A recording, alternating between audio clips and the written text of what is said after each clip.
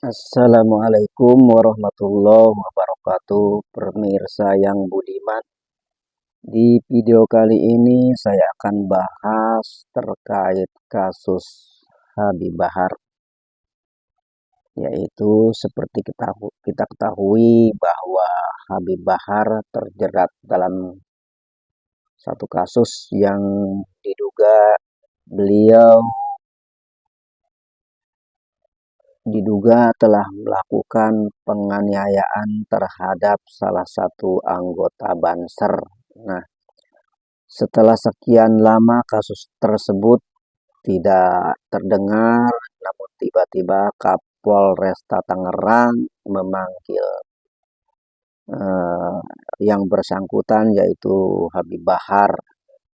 Namun pada akhirnya dalam pemanggilan tersebut Habib Bahar tidak dilakukan penahanan atau tidak ditahan. Nanti beliau bisa melenggang pulang ke rumahnya. Nah, dalam kasus pulangnya Habib Bahar, artinya beliau tidak ditahan,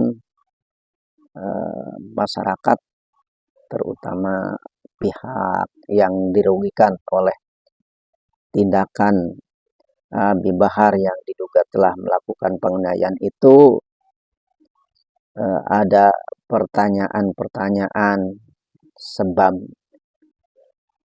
sebab beliau tidak dilakukan penahanan. Nah, salah satu yang menjadi sorotan atas lepasnya Habib Bahar itu adalah satu sosok.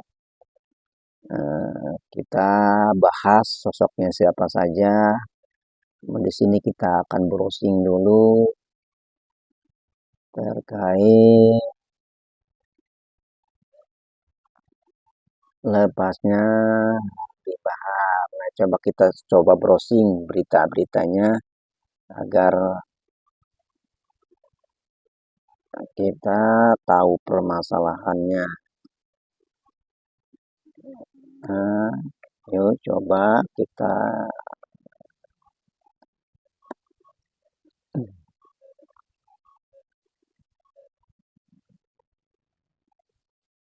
enter. Oh, ini nih dia. Kita scroll dulu. Oh, ini dia. Coba kita di sini buka.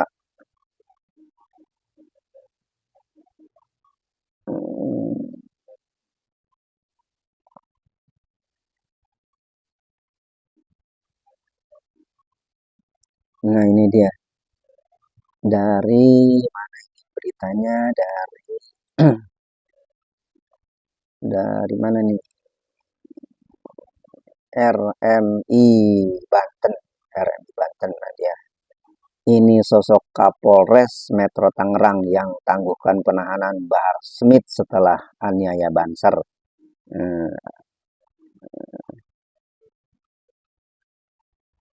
Ini sosok Kapolres Metro Tangerang yang tangguhkan penahanan Bahar Smith setelah aniaya Banser. Nah, kita coba buka lebih luas lagi.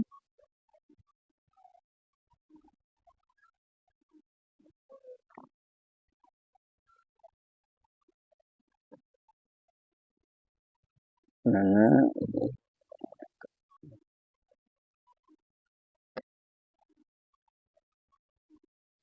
ini dia. Oh,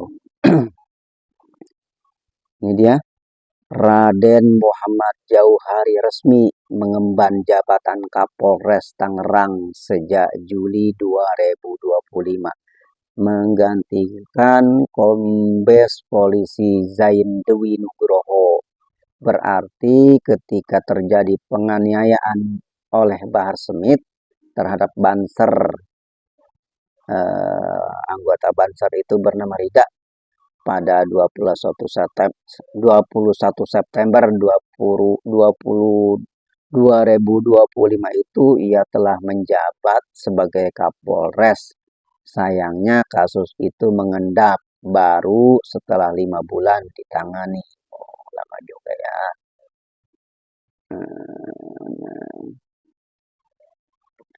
Sebelum menjabat Kapolres Metro Tangerang, Raden Muhammad Jauhari menjabat Dirbinmas Polda Banten. Akademi Polisi Angkatan 2002 ini memiliki rekam jejak kepolisian yang cukup panjang. Raden Muhammad Jauhari pernah menjabat sebagai Kanit 4 Dit Reskrimsus Polda Jawa Timur. Saat itu ia fokus pada perdagangan dan karantina. Perjalanan karirnya di kepolisian membuat ia dirotasi ke wilayah Polda Metro Jaya. Raden Muhammad Jauhari menjabat sebagai Kapolsek Tanah Abang, Jakarta Pusat pada 2019. Pada 2020 ia menjabat sebagai Kapolres Probolinggo Kota. Lalu pada 2021 menjabat sebagai Kapolres Pasuruan Kota. Pada 2023 Muhammad Jauhari dirotasi menjabat Dirbinmas Polda Banten.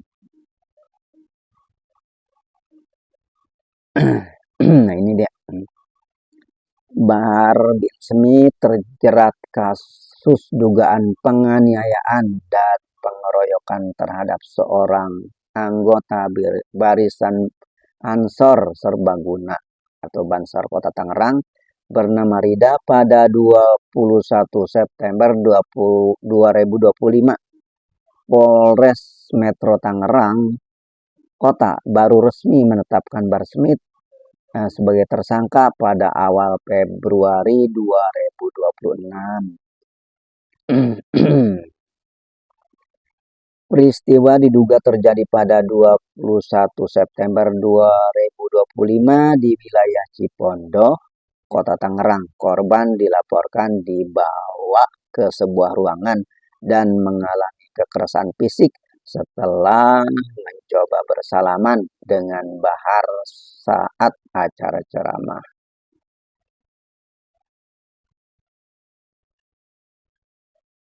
Pasal yang disangkakan ini kepada Bahar Smith nih ya. 1. Ia dijerat pasal berlapis termasuk pasal 170 KUHP terkait pengeroyokan dan atau pasal 351 KUHP terkait penganiayaan serta pasal 365 KUHP terkait pencurian. Waduh, pencurian dan kekerasan pada 10 sampai 11 Februari 2026. Bahar menjalani pemeriksaan intensif selama sekitar 24 jam di Polres Metro Tangerang Kota dan dicecar 60 pertanyaan oleh penyidik.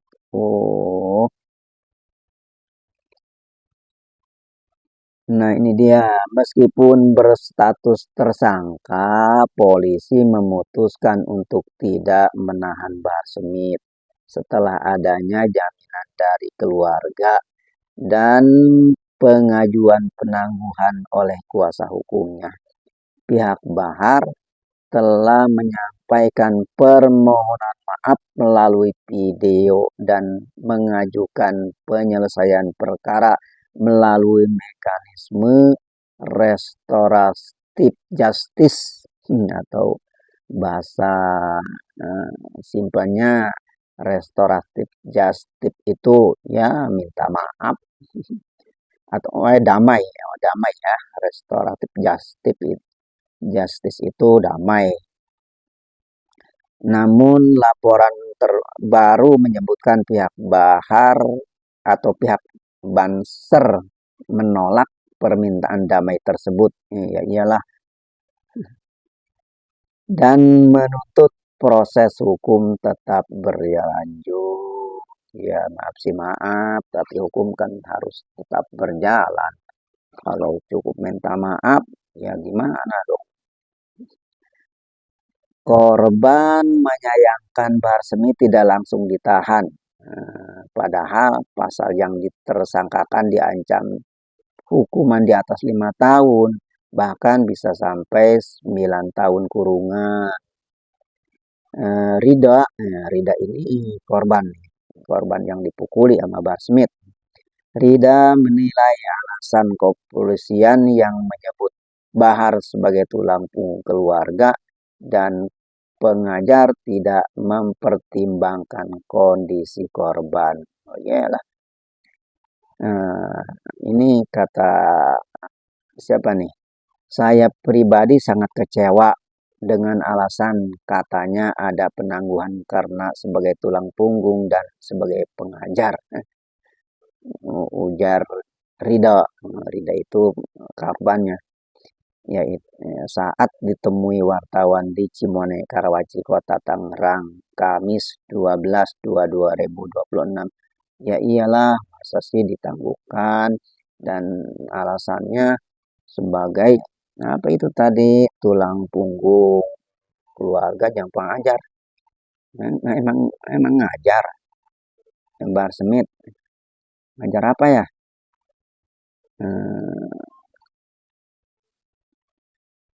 Dan tulang punggung keluarga katanya. Oh itu ya pemirsa yang budiman, demikian itu kita sudah mengetahui siapa sosok yang telah membebaskan atau tidak melakukan penahanan terhadap Bahar Smith meskipun dia sebagai tersangka dengan kasus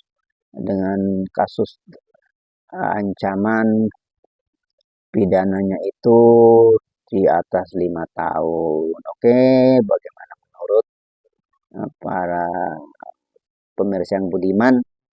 Boleh komen-komen di bawah ini. Oke, selesai dulu. Terima kasih sudah mampir di channel ini. Wassalamualaikum warahmatullahi wabarakatuh.